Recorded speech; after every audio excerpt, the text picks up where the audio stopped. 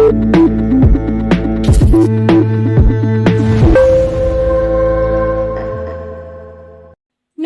आप देख रहे हैं मरुधरा संदेश न्यूज और मैं हूं आपके साथ गौरी।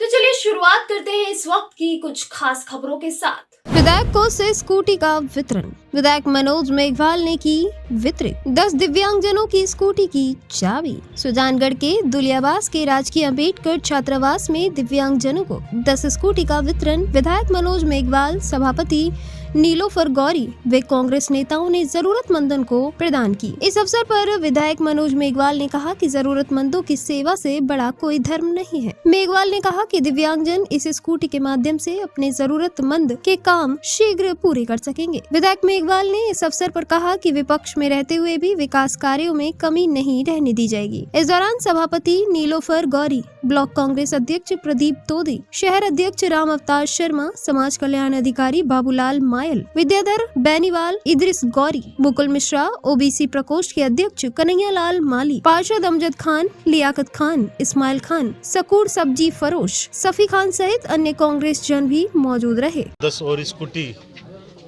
प्रदान की गई है, जिसमें पिछली बार चुनाव से पहले आपको ध्यान होगा कि 30 स्कूटी यहाँ का वितरण रखा गया था। उसमें कुछ और लोगों की डिमांड थी जिनको वास्तव में जरूरत थी और उनको मिल नहीं पाई थी, तो उस समय उनके लिए और व्यवस्था की गई थी और जिसका आज वितरण किया गया है। 10 स्कूटी अभी दी गई और मौके पे ही इनको बुलाकर पूरी कागज़ पत्र तैयार करके और इनके जो टायर फिट करके एकदम पूरे कंप्लीट करके 10 स्कूटी दी गई है और जो इन लोगों के बड़ी काम आएगी। ये हीरो कंपनी की बहुत शानदार स्कूटी है जो सबसे अगर देखें तो अपने देश में सबसे स्कूटी का सबसे पॉपुलर ब्रांड है और उसकी सबसे पॉपुलर जो चीज़ है वो इनको दी गई है सरकार की तरफ से। और वास्तव में इनको सबसे ज़्यादा ज़रूरत होती है क्योंकि इन लोगों के चलने फिरने में और में साइकिल से जो ट्राई साइकिलें कई बार इनको दी जाती हैं पर उनमें दूर जाने में दिक्कत होती है, चढ़ने में चढ़ाई का जहाँ आ जाता है वहाँ दिक्कत होती है। तो जितना आसानी से स्कूटी पे काम कर सकते हैं, चल फिर सकते हैं, अपना काम कर सकते हैं, वो कर नहीं पाते। इसलिए एक अच्छी सोच सरकार की थी कि स्कूटी इनके लिए अलाउड की थी देने के लिए पिछली बार और उसी के तहत ये स्कूटी किस विषय में भाजपा सरकार बन गई है, कई योजनाओं को बंद कर दिया, क्या प्रतिक्रिया है? इस स्कूटी का वितरण पिछली बार विधायकों से 10 लाख रुपए स्वीकृत करा कर दी गई थी और उसी का वितरण अब किया जा रहा है।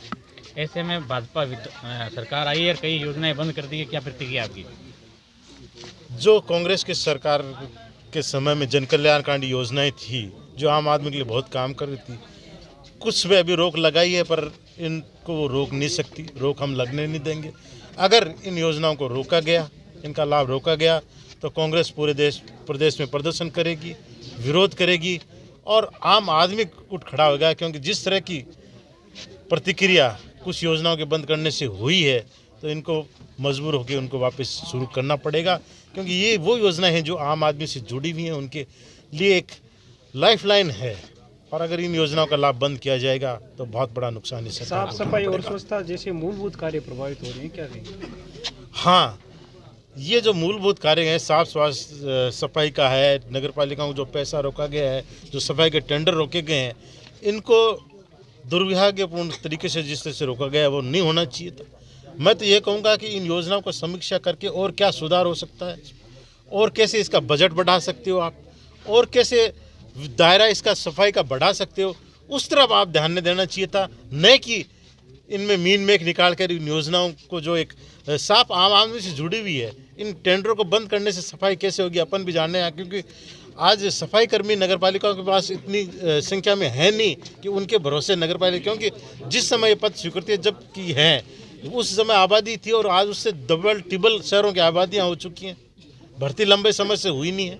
तो इसलिए जो एक टेंडर प्रक्रिया के द्वारा जो सफाई का काम पूरे प्रदेश के नगर पालिकाओं में चल रहा है उसको दोबारा उसी तरह से सुचारू रूप से चलाना चाहिए। जैसा कि पूरे प्रदेश में कई विधायकों ने जन संवाद केंद्र स्थापित किए हैं, जनता की सुनवाई की है, आप कब कर रहे हैं? हेलो, हम तो चुनाव जीतने के बाद ही अभी तक सुजानगढ़ में ही हैं, घर पे रोज़ जनसंवाद करते हैं और बाकी आप लोगों ने देखा होगा करीब मैंने 20 दिन लगातार गांव की चौपाल के बीच में गया हूं, उनको धन्यवाद दिया और उसके बाद उनसे बैठ के गांव की क्या मुख्य समस्याएं हैं, क्या मुख्य प्रॉब्लम है जिनको सबसे पहले किया जाना चाहिए।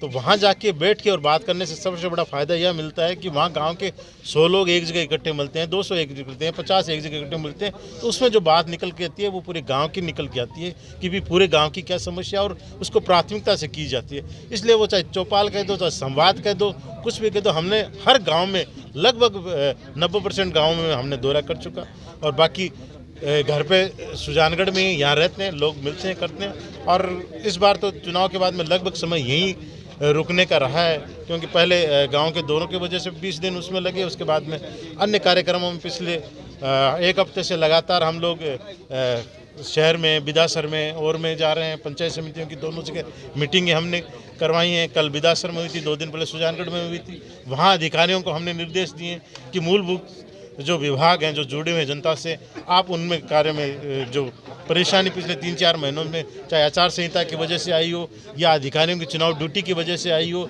या कई कामों के बजट आचार संहिता में रुक गए थे, फाइनेंशियल सेक्शन निकले थे, उन वजह से कुछ अटके हुए काम है, अब उनको आप तेजी लाओ ताकि लोग जो परेशानी हो परेशान नहीं हो। फिलहाल के लिए बस इतना ही। मिलते हैं इसी प्रकार की अगली बड़ी खबर में। तब तक के लिए बने रहिए हमारे साथ और देखते रहिए मरुधरा संदेश न्यूज।